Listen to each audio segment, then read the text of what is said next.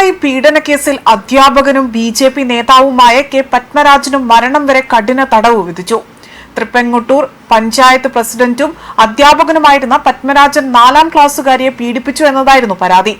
2020 ജനുവരിക്കും ഫെബ്രുവരിക്കും ഇടയിലാണ് കേസിന് ആസ്പദമായ സംഭവം നടക്കുന്നത്. കഴിഞ്ഞ ദിവസം കോടതി പ്രതി കുറ്റക്കാരനാണ് എന്ന് കണ്ടെത്തുകയും വിധി ശനിയാഴ്ച, അതായത് ഇന്നത്തേക്ക് മാറ്റുകയുമാണ് ഉണ്ടായത്. പ്രതിക്ക് മരണം വരെ ജീവപര്യന്തം തടവും 2 ലക്ഷം രൂപ പിഴയുമാണ് കോടതി വിധിച്ചത്.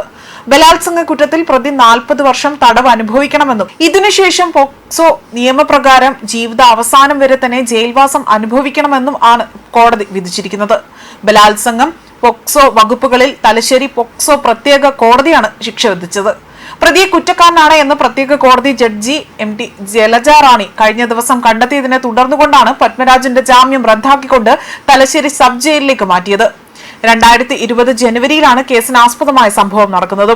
അധ്യാപകനും ബി.ജെ.പി. പഞ്ചായത്ത് പ്രസിഡന്റുമായിരുന്ന കടവന്തൂർ മുണ്ടത്തോട് കുറുവങ്ങാട്ട് ഹൌസിൽ കെ പത്മരാജൻ പെൺകുട്ടിയെ 3 തവണ ലൈംഗികമായി പീഡിപ്പിച്ചു എന്നതാണ് കേസിൽ പറയുന്നത്.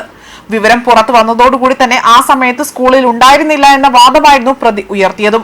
എന്നാൽ ഇത് തെളിയിക്കാനായില്ല. കുട്ടി പറഞ്ഞ തീയതി തെറ്റാണ് എന്ന വാദം ഉണ്ടാവുകയും ചെയ്തു. കുട്ടികൾ സംഭവത്തെക്കുറിച്ച് പറയുമ്പോൾ തീയതിക്ക് പ്രാധാന്യം നൽകേണ്ടതില്ല എന്ന് ഹൈക്കോടതി ഉത്തരവ് പ്രതിയുടെ വാദത്തെ മറികടക്കാൻ പ്രോസിക്യൂട്ടർ PM ബാസുരി കോടതിയിൽ ഹാജരാക്കി. 2024 ഫെബ്രുവരി 23 കേസിന്റെ വിചാരണ പോക്സോ കോടതി ജഡ്ജിയായ ടിറ്റി ജോർജ് മുൻപാകെ തന്നെ തുടങ്ങുകയാണ് ചെയ്തത്. പിന്നീട് ജഡ്ജി ടിറ്റി ജോർജ് ആകട്ടെ മാറിയപ്പോൾ ജഡ്ജി B ശ്രീജ അവരുടെ മുൻപാകെ തന്നെ വിചാരണ തുടങ്ങുകയും ചെയ്തു. വിദ്യാർത്ഥി ഉൾപ്പെടെ തന്നെ 40 സാക്ഷികളെ അവിടെ പ്രോസിക്യൂട്ടർ വിസ്തരിച്ചു. 77 രേഖകളും 14 തൊണ്ടുമുതലുകളും ഹാജരാക്കി. പ്രതിഭാഗം 3 സാക്ഷികളെ വിസ്തരിക്കുകയും ചെയ്തു. വാദം പൂർത്തിയാക്കി വിധി പറയാനിരിക്കെ തന്നെ ജഡ്ജി വീണ്ടും മാറുകയാണ് ഉണ്ടായത്. പിന്നീട് ജഡ്ജി ജലജ റാണി മുൻപാകെ തന്നെ വീണ്ടും വാദം നടത്തി വിധി പറയാൻ മാറ്റുകയാണ് ചെയ്തതും.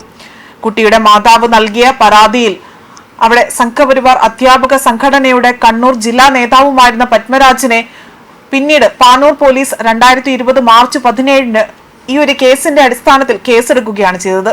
പൊയിലൂർ വിളക്കോട്ടൂരിൽ നിന്ന് ഏപ്രിൽ 15 പ്രതിയെ അറസ്റ്റ് ചെയ്തു. പെൺകുട്ടിയുടെ മാതാവിന്റെ ആവശ്യപ്രകാരം തന്നെ 2020 ഏപ്രിൽ 24 സംസ്ഥാന പോലീസ് മേധാവി അന്വേഷണം ക്രൈംബ്രാഞ്ചിന് കൈമാറുകയാണ് ചെയ്തത്. 2020 ജൂലൈ 14 ക്രൈംബ്രാഞ്ച് ഡിറ്റക്ടീവ് ഇൻസ്പെക്ടറായ മധുസൂദനൻ നായർ ആകട്ടെ ഇടക്കാല കുറ്റപത്രം നൽകുകയും ചെയ്തു.